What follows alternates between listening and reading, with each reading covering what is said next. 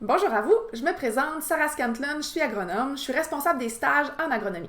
L'objectif de la capsule, c'est vraiment de vous présenter le stage professionnel qui a lieu habituellement après la troisième année au baccalauréat en agronomie. C'est quoi les objectifs du stage? C'est vraiment de permettre à l'étudiant de se rapprocher le plus possible de ce que fait un agronome sur le terrain. On veut que ça soit une formation qui est pratique, on veut que ça soit sous l'encadrement d'un professionnel et l'objectif, c'est vraiment de lui permettre à l'étudiant de vivre des situations réelles de travail. On veut que l'étudiant participe aux activités professionnelles. On veut qu'il soit capable de résoudre des problématiques, de prendre des décisions, d'émettre des recommandations, évidemment sous la supervision d'un agronome. On veut que nos étudiants soient capables de communiquer, de vulgariser, de conseiller. Il faut qu'ils soient capables d'établir une relation personnalisée avec la clientèle. Il faut qu'ils soient capables de reconnaître leurs besoins, de faire preuve d'empathie, s'engager à leur offrir des produits et des services qui sont adaptés aux besoins de la clientèle. Donc, c'est quoi pour vous l'avantage d'engager un de nos étudiants? Premièrement, vous gagnez une main-d'œuvre qui est passionnée d'agriculture, qui est super motivée à travailler dans son domaine d'études. Les stagiaires, ils peuvent servir à remplacer vos employés pendant leur période de vacances. Un gros avantage d'engager un de nos étudiants, c'est que pendant leur stage, les étudiants doivent réaliser une étude de cas sur une problématique agronomique qui est vécue soit par l'entreprise, soit par un client de l'entreprise. Et ça, c'est généralement très profitable à l'entreprise. Les possibilités de sujets d'études de cas, c'est vraiment extrêmement varié. Il suffit de s'entendre avec l'étudiant sur le sujet de la problématique, discuter avec lui des limites de son mandat, et il faut évidemment que ça soit réalisable durant la période de stage. Le stage, dans le fond, c'est vraiment une super belle opportunité pour observer les candidats potentiels pour un emploi à long terme. En fait, il y a une très grande proportion de mes étudiants qui vont rester à l'emploi de l'entreprise à la suite du stage ou qui vont y retourner lorsqu'ils ont complété leur baccalauréat. Donc, c'est qui les entreprises qui peuvent accueillir un stagiaire? En fait, c'est toute entreprise qui offre des services agronomiques. Dans ce cas-là, le superviseur doit être un agronome de plus de 3 ans d'expérience ou un technicien d'expérience qui est lui-même sous la direction d'un agronome. Quand on parle de services agronomiques, on inclut également les institutions financières dans le cas des étudiants qui veulent faire un stage du côté finance. Tous les centres de recherche en agronomie peuvent également accueillir un stagiaire. Dans ce cas-là, le superviseur doit être un chercheur ou un assistant de recherche qui a plus de 3 ans d'expérience ou quelqu'un qui est sous la supervision d'une personne de plus de 3 ans d'expérience. Donc, c'est quoi les exigences pour pouvoir accueillir un stagiaire? Premièrement, vous devez vous engager à fournir un travail pour un minimum de 35 heures par semaine durant 12 semaines.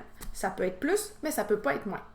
Le stage peut être rémunéré et ça donne droit à un crédit d'impôt qui est applicable sur le salaire du stagiaire, mais aussi sur le salaire de son superviseur. Les stages ils peuvent avoir lieu tout au long de l'année, mais la plupart de mes étudiants sont disponibles pendant l'été. En acceptant de superviser un stagiaire, c'est quoi vos engagements? Premièrement, vous vous engagez à être disponible pour répondre à leurs questions. Vous vous engagez à les former pour les tâches que vous leur demandez. Vous vous engagez aussi à assurer leur santé et sécurité, donc évidemment, on doit respecter tous les aspects de la SST. En tout début de stage, vous allez devoir prendre le temps avec votre stagiaire de définir c'est quoi les objectifs que le stagiaire va devoir maîtriser d'ici la fin du stage. Vous allez devoir fixer des critères de performance qui vont permettre d'évaluer si l'étudiant a réussi à atteindre ces objectifs-là. Donc, l'étudiant, une fois que c'est fait, va remplir un formulaire pour tous les énumérer, puis vous allez utiliser le formulaire pour pouvoir l'évaluer à la mi-stage, ça va être formatif, et à la fin du stage, ça va vraiment être sommatif. En fait, vous allez participer à une très grande portion de l'évaluation de l'étudiant.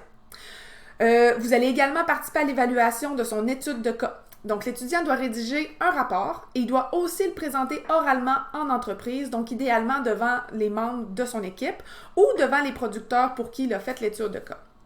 Si jamais tout ce qui a été mentionné vous convient puis que vous souhaitez accueillir un stagiaire dans votre entreprise, le meilleur moyen de trouver un stagiaire, ça va être de créer une offre de stage et de la déposer sur le service de placement de l'Université Laval. C'est gratuit puis nos étudiants reçoivent les offres directement dans leur courriel. Ils sont vraiment impatients de voir toutes les possibilités qui s'offrent à eux. Quand vous allez avoir trouvé le candidat idéal, vous allez pouvoir remplir avec lui une fiche qui va décrire en détail votre entreprise.